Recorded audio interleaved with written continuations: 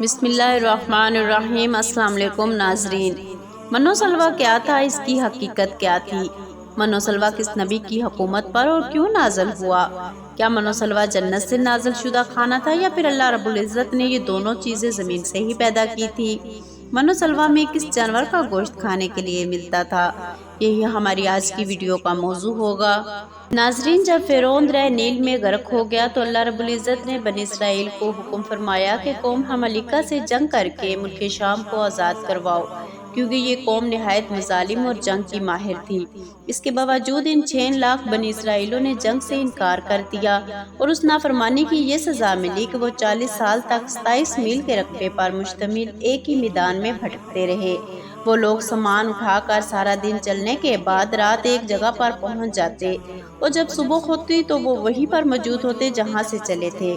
اس جگہ کو میدان دیا یعنی بھٹکتے رہنے کی جگہ کہا جاتا ہے۔ ناظرین، اللہ کے پیغمبر حضرت موسیٰ علیہ السلام بھی اسی میدان میں تشریف فرما تھے۔ میدان دیا میں ہونے والی عطائیں حضرت موسیٰ علیہ السلام کی دعا سے اللہ رب العزت نے اس میدان میں بے شمار انعامات اور عطائیں نازل فرمائیں۔ بنی اسرائیل کے کھانے کے لیے ہفتے کے علاوہ روزانہ آسمان سے 2 کھانے اترتے جنہیں من اور سلویٰ کہا گیا۔ سلویٰ کے بارے میں مفسرین کی مختلف اقوال ہیں۔ من کے بارے میں صحیح قول یہ ہے کہ یہ ایک میٹھی چیز تھی جو روزانہ صبح صادق سے طلوع آفتاب تک ہر شخص کے لیے 4 کلو اترتی اور وہ انہیں چادروں میں لے کر دن بھر کھاتے رہتے۔ اور سلویٰ کے بارے میں قول یہ ہے کہ یہ ایک چھوٹا سا پرندہ تھا۔ ایک قول یہ بھی ہے کہ یہ پرندہ بھونا ہوا بنی اسرائیل کے پاس آتا تھا، اور ایک قول یہ بھی ہے کہ جنوبی ہوا اس پرندے کو لاتی اور بنی اسرائیل اس کا شکار کرتے تھے۔ اللہ تعالیٰ نے قرآن مجید میں فرمایا، ہم نے تم پر بادل کا سایہ دیا اور تم پر من و سلویٰ اتارا اور کہہ دیا کہ ہماری دی ہوئی چیزوں کو کھاؤ، اور انہوں نے ہم پر ظلم نہیں کیا، البتہ وہ خود اپنی جان پر ظلم کرتے تھے۔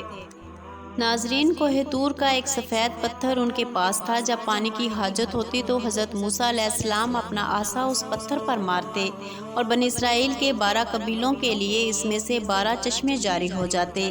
یہ وہی عصا تھا جسے حضرت موسیٰ علیہ السلام نے نمرود کے جادوگروں کے سامنے پھینکا تھا تو اللہ رب العزت نے اسے ایک ہستہ بنا دیا تھا۔ دھوپ سے بچاؤ کے لیے ایک بہت بڑا سفید بادل سارا دن بنی اسرائیل کی قوم کے اوپر سایہ کرتا۔ رات میں میدان کے بیچ میں ایک نورانی ستون اترتا جس کی روشنی میں وہ لوگ کام کرتے۔ اللہ رب العزت نے ان لوگوں پر اتنی عنایت کی کہ ان کے بال اور ناخن تک نہیں بڑھتے تھے، کپڑے نہ پھٹتے نہ میلے ہوتے، پیدائشی بچوں کے جسم پر قدرتی لباس ہوتا جو جسم کے ساتھ ساتھ بڑھتا جاتا۔ من ایک میٹھی چیز تھی۔ جب بنی اسرائیل کے لوگوں نے یہ میٹھی چیز کھا کھا کر دل اکتا گیا تو انہوں نے آپ علیہ السلام سے شکایت کی، جس کے بعد ان کے لیے سلویٰ اتارا گیا جو کہ ایک بھنا ہوا چھوٹا پرندہ تھا۔ ناظرین، بعض مفسرین نے اس پرندے کے حوالے سے لکھا ہے کہ یہ تتر تھا، بعض نے لکھا ہے کہ یہ بٹیر تھا۔